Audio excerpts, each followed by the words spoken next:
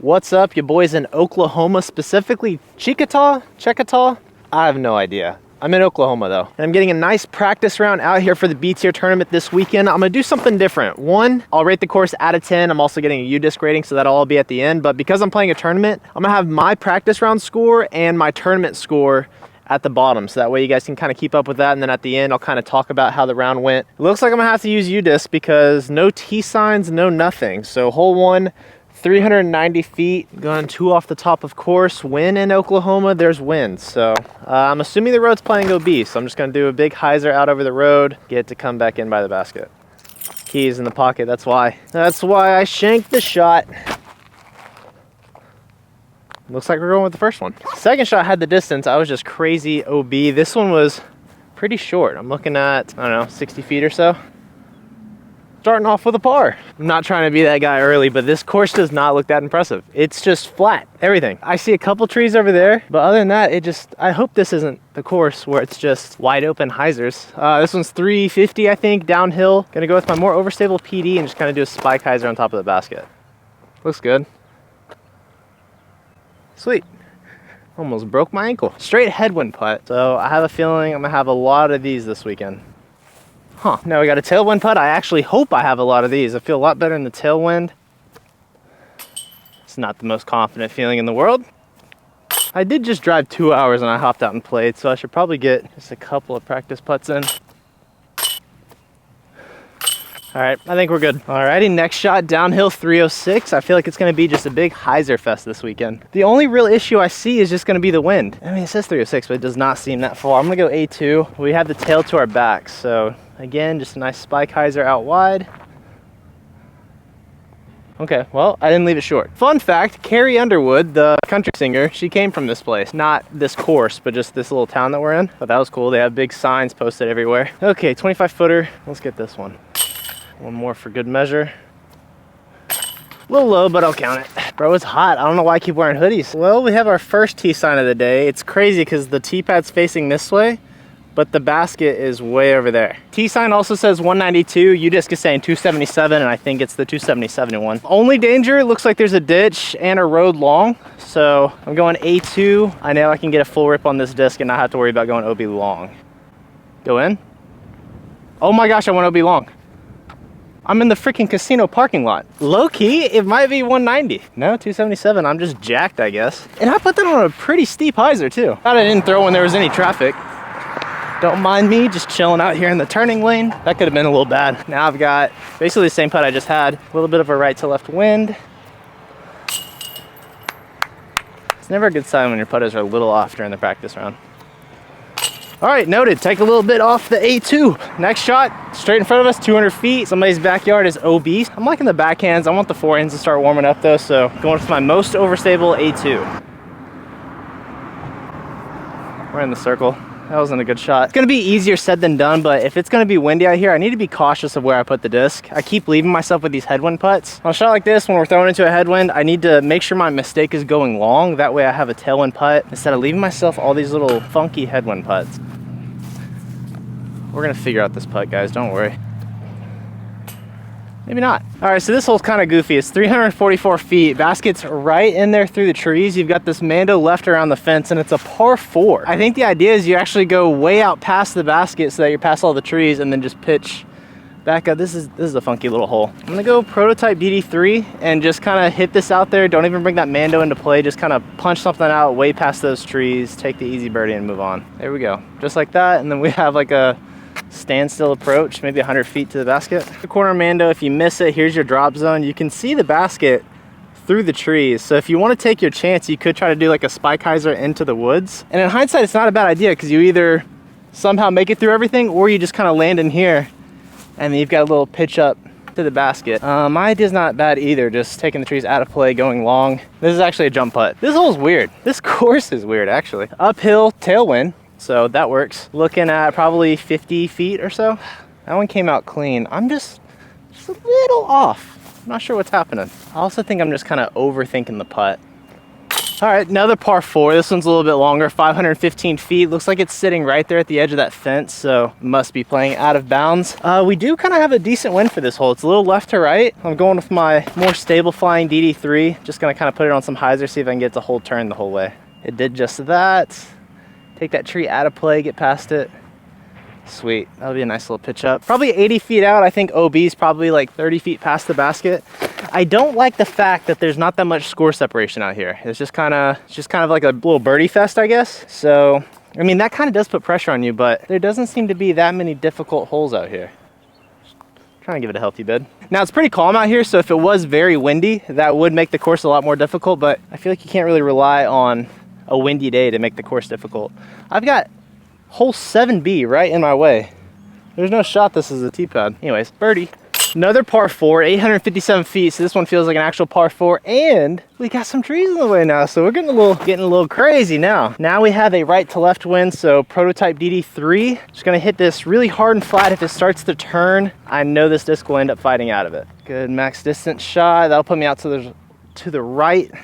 So it'll be a nice little forehand into the green, maybe even a backhand turnover. Maybe like 175 to the pin. This is my first time ever playing a course in Oklahoma. So if you have better recommendations for courses, I'm all ears. I don't know if I'll be able to play them because I'm kind of limited on time, but Oklahoma is like 2 hours away. So I can make another drive up here. So far, this course hasn't really impressed me. Okay, these par 4s are definitely helping me on the score. I was choking on those par 3s. The back 9 could go dummy though. I mean, I see the trees off in the distance. There's not a lot, but there are baskets out there. So I think I'll be heading across the street after these front 9. Yeah, this course sucks. Okay, par 4, 470 feet on an elevated basket. I'm definitely going for this one because I want to get my stroke back. I was definitely robbed on that. I didn't even putt it that hard. But it's a nice friendly reminder to pay attention to the tap ends or else you'll get some stupid spit outs. I didn't put that out wide enough. Where is that at? Oh, crushed. Absolutely crushed. Second shot, I definitely made the correction. That's like a 20-footer for the eagle. I'm outside C1, 45 feet, right to left wind. Not the best wind for an elevated basket. Dude, what? I'm in my head right now. These putts are so ugly right now. Not gonna lie, course is kind of putting me in a bad mood. Now we're into the back 9, 1 down. If I'm 1 down in the tournament, I'm in last place, I'll tell you that. I think winning score should be at least 8 down. I mean, that front 9 was pretty easy, even though I'm 1 down, but I was gonna go prototype. We have a tailwind, 700-foot par 4. This is my FD3, flippy DD3. Yeah, 700 feet, 750 according to the T sign. Way down yonder, only real challenge is that tree to the left, but it shouldn't even really be into play. Fight. Okay. Fought at the end. I think I could have afforded a little bit more height. This will be a good chance to see which one goes farther, that more flippy DD3 or more neutral flying DD3. Orange one definitely went the farthest. If you can crush the disc, this course is set up for you. It is nothing but just bombs, no OB in sight. I mean, I yanked this thing pretty far to the right and I can see a cart path, but cart path is like 150 feet away. So it is literally gonna be a crush fest this week. And this is just this course. We are playing another course. From the pictures on UDisc, it looks to be kind of the same thing. Regardless, looks like an OB road long, so do not go too far. Sweet. Oh, my blue DD3 was like 100 feet short. I think I yanked it though. I do think it's the farthest one. I could be tripping, but I'm pretty sure that's an eagle. America. All right, road isn't that close as I thought. 60 feet away. We got a tap in bird. I mean, we saw what happened earlier. Gotta make sure I don't gain and burr this. We're good. We got the birdie. Good start to back 9 snack time. That was an eagle, right? I mean, it had a white head. How many other birds have a white head? Hole 11, 373 feet. You can see where the basket's at, and then you can see that the tee pad's aiming straight ahead. So in reality, I mean, I'm done. I'm done complaining about it. You'll hear the final score at the end. I've done quite a bit of complaining today, so I'm gonna try to chill out on that. Going Huck Lab, PD, big fat hyzer. I do see some trees back there, so things are getting interesting. Okay, and I did end up in those trees. Another thing that I need to pay attention to is because I'm throwing just big hyzers nonstop, I need to kind of find a target, pick a tree, pick some type of object instead of just kind of blindly throwing hyzers. That way I know the correction I need to make. That one was obviously a little too inside, but I'll try that one more time. Thankfully I got a dark mall too. With the right to left wind, I guess I am just gonna kind of throw straight off the tee. This wind will kind of move it over to the left. Okay, noted. And that's sitting underneath the basket. Okay. Forgot, we're not just playing, I'm practicing. Now we're seeing a little bit of a challenge. This wood line is like 6 feet past the basket. I'm not necessarily the biggest fan of stuff being like that close to C1, but I'm excited for a challenge. Second shot with the PD was great. My first one did end up kind of in the nasty, and it's like thick in here. If you go in this, you probably can't even pitch out. It's literally like a natural OB. Might have to get onto a knee for this one. Okay, I missed it. I did, obviously, but that was the best feeling putt out of the hand I've had all day today. Came out clean, came out smooth. I just missed it. Talked about this several times on like whether or not you want your practice round to be like a banger, but is that bad because you set the expectations higher? Do you want to suck like I am doing right now and you know like, okay, I can improve? I'm not really letting the score affect me right now. I'm mainly just trying to think of practice rounds as literal practice. Just come out here, screw your score. If you shoot 18 down or if you shoot 18 over, it doesn't matter. Just come out here and figure out a game plan. Oh my gosh, let's go. This is a beautiful looking fairway too, and it's got a bridge. I know it's a par 4. Let me go see where the basket's at. Oh, I see it. This is a beautiful hole. All right, so this is a 340-foot shot straight over the bridge. It immediately goes off to the right, kind of uphill, and the basket's tucked on the right side of the fairway. This is a beautiful hole. What the heck? I had to wait 11 holes for something like this? Forehand is definitely the play. A crazy one could definitely get you inside C2, but I'm just kind of playing for some position. It might be a little... Okay, definitely long. I need that to hyzer in a lot earlier. I'll have a nice up and down from there, but I might disc down and go fairway driver. That's what you want to do. Yeah, that was a good shot. This origin shot was for my thumbnail. A backhand turnover could work because then it'll actually fight out of it. It could probably carry you up to the hill. I'm taking the easy birdie though. Just a little standstill. I'm gonna go PA3. Just a little standstill PA3 shot straight up towards the basket. It's in the circle. To make things even more interesting, the basket's like right at the edge of this hill. It's not really death, but it would be a tricky little putt if you were to miss. This is an awesome hole, especially compared to what we've been playing. This is hole 13, 231 feet. This little brush pile right here, the basket's probably about 150 feet past it off to the right. So you're gonna have to go through this middle gap right here, kind of flexing something like a little forehand out wide back to the basket. There are some guardian trees up there though, so I think we'll go with the FD3 and then I'll try my overstable A2. Okay, so that was a pretty bad shot. I mean, I'll be in the circle. I don't know what's off to the right. That wasn't what I was going for though. I'm trying to actually flex something down this middle gap like that. We'll go see where that one's at. I might have actually crushed that one. Got very lucky here on my first shot, the A2, where I actually hit the intended line.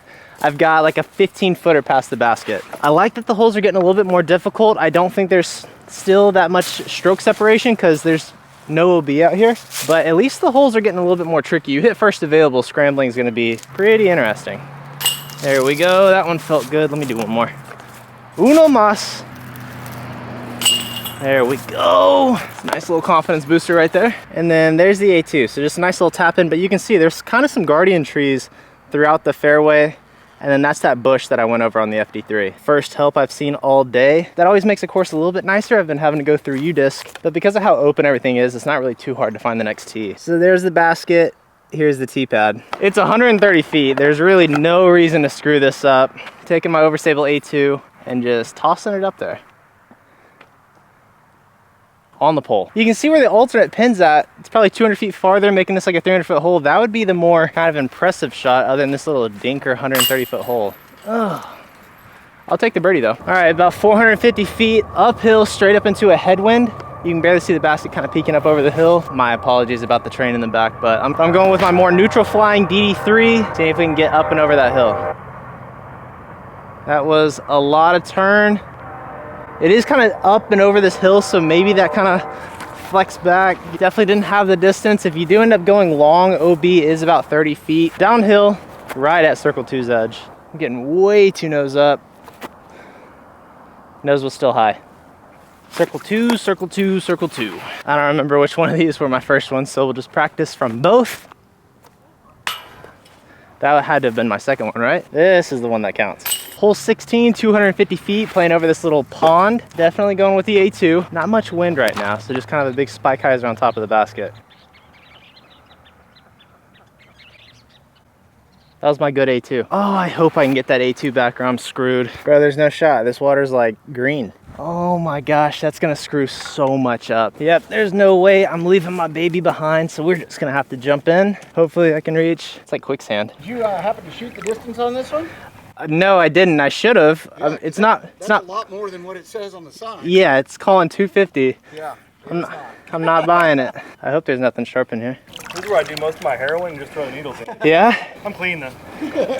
Okay, well if I find yours, I'll let you know. I mean, I know I'm in this area between that little island and shore of the basket, so I think I'm just gonna start up here and just kind of step side to side. Well, my Apple Watch just said I reached my activity goal today. That's great. There's a guy watching and he said I was like 6 feet off the edge, but I looked a lot shorter than that. I literally don't even know at this point. I need to find it, dude. I can get away with throwing that pyro a lot, but I mean, I've just got that A2 dialed in, even though I threw it in the water. You know, in hindsight, I probably should have looked at the camera to kind of get an idea of where it went. Oklahoma doesn't have alligators, do they? Or snapping turtles? Gosh, that would suck. One would just bite my hoo-hoo all over an A2. That'd be so crazy. I will say this course is gonna get the worst rating I've ever had. I want it to have nothing to do with this moment right now, but I just can't help it. Oh, I'm pissed, dude. I am so pissed. And I'm gonna be pretty upset if the first disc I find isn't mine. Oh, I found one. Please, for the love of God, be mine. Oh. Damn, dude. 20 minutes. And I found one disc. I'm getting so irritated right now. Who throws a Pro Destroyer on this hole? It's 250 feet. Well, I'm averaging one disc per 20 minutes, so. Bro, I'm walking right where it was at. This is the longest I've ever been in the water looking for a disc. And this disc I threw in here is probably the only one I'd be in here this long for. Okay, screw this course, 4 out of 10. Don't ever play here, this course sucks. We'll do a little check-in on round 1 for Nate. I shot 7 down. Every bogey that I had involved a forehand with the A2. My forehands are just horrendous right now. And then you add wind on top of that, this is not pretty, but I was able to put a lot of shots close, didn't really have to putt all that much. I did have a throw-in from like 280 feet for an eagle, and that definitely brought me back to life. Because before that I had several mistakes, lots of pars, but tied for 3rd right now. Definitely relying on that A2 for next round. Thanks for watching, peace.